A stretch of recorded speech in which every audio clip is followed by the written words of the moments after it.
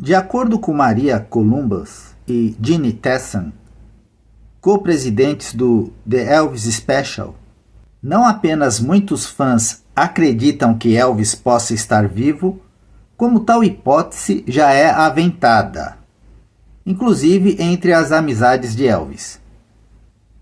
Encontramos Jerry Schilling, um amigo íntimo de Elvis, do restaurante de um aeroporto local em 1983.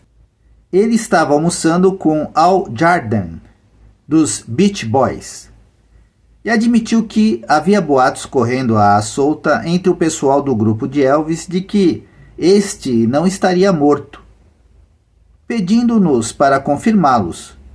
Apenas rimos e dissemos: achávamos que vocês fossem amigos íntimos. O Rastabal declara que um fã da Pensilvânia, conversando com Charlie Rod, um amigo íntimo de Elvis, ouviu dele o seguinte: Elvis não nos deixou, apenas mudou de endereço. Estranho jogo de palavras, não é? A revista recebeu ainda a carta de alguém que pedia para permanecer no anonimato, porque perderia seu emprego se sua identidade fosse revelada. Essa pessoa afirmava ter um amigo que trabalhava no balcão de reservas no aeroporto de Memphis. Na época, ela não achou que fosse importante. Lembra que, no dia 17 de agosto, um homem com uma leve semelhança com Elvis reservou passagens para Buenos Aires sob o nome de John Burroughs. Sabendo da morte de Elvis um dia antes, ela não podia supor, naturalmente, que fosse ele. Mas depois disse que, embora ele usasse óculos escuros e roupas comuns, a primeira pessoa em quem pensou quando John Burroughs pagou a passagem foi Elvis Presley. John Burroughs, lembrem-se que uma passagem para a América do Sul fora comprada um dia depois da morte de Elvis por um homem chamado John Burroughs, que era muito parecido com o cantor. Era o pseudônimo que Elvis dava a amigos pessoais, inclusive ao presidente Nixon, se precisassem chegar até ele. A especulação sobre por que Elvis voaria num avião comercial em vez de usar um de seus aviões particulares tem a seguinte resposta: estes seus aviões seriam reconhecidos ao aterrissar em qualquer parte que fosse. A segunda especulação é que, com todos os sósias de Elvis em Memphis na época de sua morte, ele não se sobressairia no aeroporto. Rastabal especula ainda o seguinte: já que Elvis usava um nome em código quando foi indicado a agente especial do Departamento de Narcóticos e Drogas Perigosas, pode ter mandado emitir um passaporte e certidão de nascimento naquele nome. Alguns historiadores dizem que Elvis usava também a grafia Burroughs. Historicamente, há outro John Burroughs, um pensador e filósofo. Elvis era um estudioso desses assuntos e pode ter usado esse nome por razões pessoais. Rastabal cita Charlie Rod como dizendo: ele pode ter se mudado para a Costa Rica. Um estranho lugar para viver, hein? Rastabal levantou também o seguinte ponto: não queremos sugerir que Elvis estava se livrando de coisas de que não precisava mais. No entanto, ele vendeu seu rancho a 10 de agosto. E este outro? Querem dar uma de Sherlock? Considerem o que veio escrito neste recorte de jornal. Uma ação judicial de $23.789 incidindo sobre o espólio de Elvis Presley para cobrir despesas com seu funeral. Foi comunicada por funcionários hoje. Estes disseram que o translado de Gladys Presley, a mãe do cantor, foi combinado na quinta-feira. Eles simplesmente soltaram uma bomba atômica, mas ninguém percebeu. Leiam de novo. É claro como água. A conta incidia sobre o translado do corpo da mãe de Elvis, não de Elvis. Vernon não recebeu nenhuma conta relativa ao cantor. Teriam mudado seu corpo do lugar de graça por pura generosidade? Tirem suas próprias conclusões. Se os boletins de fãs são publicações confiáveis, é um fato questionável. Porém, nem mesmo as fontes mais importantes da mídia transmitiram a informação correta. O interessante é que as perguntas dos fãs surgem da crença de que Elvis não está morto. Eles também questionam por que o merchandising autorizado de Elvis estava disponível para eles em Memphis a 17 de agosto de 1977. As mercadorias estavam lá em grande quantidade e muito mais cedo do que seria admissível, afirmam. Em Indianápolis, a fábrica de prensagem da RCA Victor foi inundada de pedidos. Ela começou a prensar os discos de Elvis numa quantidade de 250 mil álbuns ou 200 mil compactos simples por dia.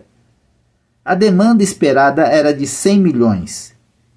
Baseada no fato de que 20 milhões foram vendidos no dia seguinte à morte de Elvis, essas cifras também significavam que 20 milhões de discos já estavam nas lojas esperando serem vendidos. Seria a coincidência que, nos dias 25 e 26 de junho, Elvis se apresentasse em Indianápolis? Isso foi aproximadamente 6 semanas antes de sua morte. Muitos acreditam que a turnê marcada para 16 de agosto de 1977 tinha 2 motivos. Como desculpa para ter a mercadoria pronta para a venda, e 2, para ter o maior número de pessoas possível longe da mansão. Mesmo assim, uma vez que só 12 shows estavam programados, 20 milhões de discos ainda é um número inacreditável.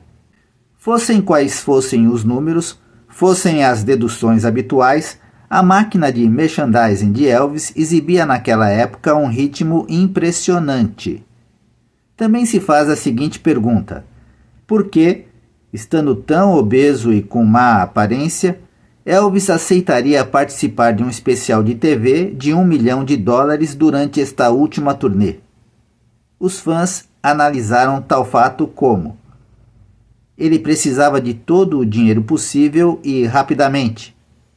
Também se perguntam: como um esquife de 400 quilos, especialmente desenhado, foi embarcado para Memphis quase sem ser notado?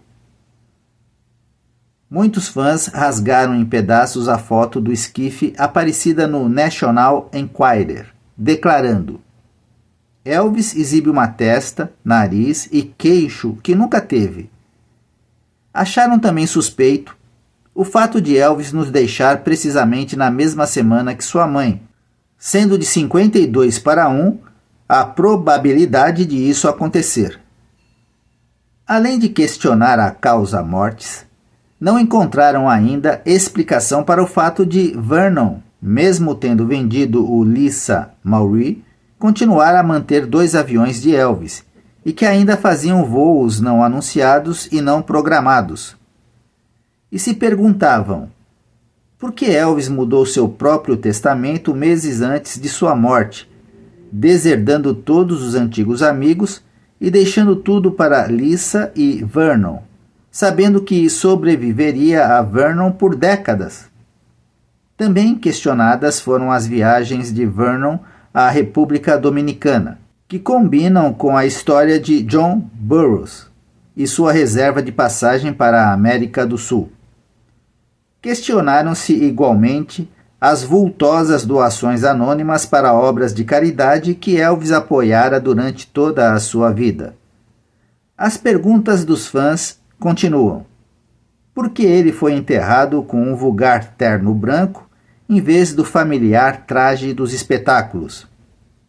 Se o corpo estava tão pesado a ponto de serem necessárias 5 pessoas para levantá-lo, como foi possível que Ginger o tivesse virado facilmente? Por que o insistente não o reconheci ou não parecia com ele por parte de técnicos, enfermeiras, guardas e médicos? Por que um advogado de Memphis declarara em relação aos 2 homens presos na tentativa de sequestro do corpo? Se algum dia abrirem essa lata de vermes, alguém vai ficar em maus lençóis. Enquanto o outro escritor declarava publicamente que a morte de Elvis Presley era outra história não terminada e que poderia causar comoção nacional a qualquer momento. Os fãs têm direito às perguntas. Eles amaram e ainda amam Elvis Presley. Conhecem mais seus hábitos, seus gostos e pensamentos do que os dos amigos mais íntimos. Suas perguntas devem ser levadas em conta. Os fãs de Elvis são provavelmente o maior mercado cativo do mundo. São a galinha dos ovos de ouro. Que muitos não acreditem que Elvis tenha morrido a 16 de agosto de 1977 é altamente significativo e pode justificar um tratado em si. No início, pensei que fosse o caso de não quererem acreditar que seu rei estava morto. Percebo agora, devido ao que aconteceu a mim e a meu romance Orion, juntamente com a investigação independente da mídia, que suas perguntas são válidas. Por haver se tornado um livro difícil de se achar, Orion transformou-se em um artigo de colecionadores. O número de 17 de agosto de 1987 de People Magazine traz um artigo intitulado Elvis 10 anos depois, que fala de uma mulher que começara uma coleção de objetos pertencentes ou relacionados a Elvis. Orion era aí citado como uma peça rara. Tive ainda o apoio incondicional de fãs de Elvis, como Maria Columbus e Mary Lou Schister. Quando penso em me dedicar a outros projetos, elas me telefonam e me estimulam a continuar. Sabem que minhas afirmações são documentadas. Indagam-me continuamente sobre Orion. Creem que Elvis esteja vivo. Acreditam ainda que o desaparecimento das livrarias de uma obra de ficção cujo tema é a mistificação de uma morte tem a ver com a morte de Elvis Presley. Querem conhecer a verdade. Eu também. Final da parte 14. Elvis Forever.